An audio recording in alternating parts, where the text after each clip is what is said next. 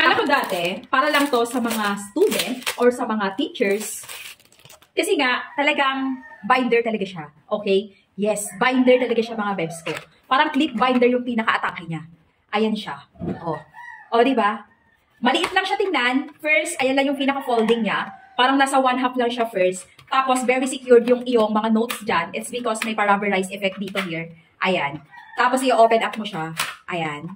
And look at that. O, diba? Parang isa na siyang whole, parang isa na siyang buong yellow paper. O, diba? Ang laki-laki niya. Ganun siya. Akala ko before, para lang siya sa mga students, sa mga teachers, sa mga nag-o-office. Pero, Beb, very useful talaga siya para sa lahat, especially yung mga nag-take down notes, sa mga listahan, sa mga businessman, sa mga files or what. Ayan, no?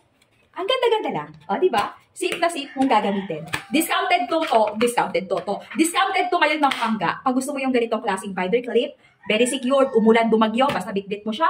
Ako lagayan ko siya ng mga files ko for me. Mga personal files ko, dito ko siya ilalagay. Para safe talaga siya. Okay, hindi siya basta-basta mababasa dahil pure po ito na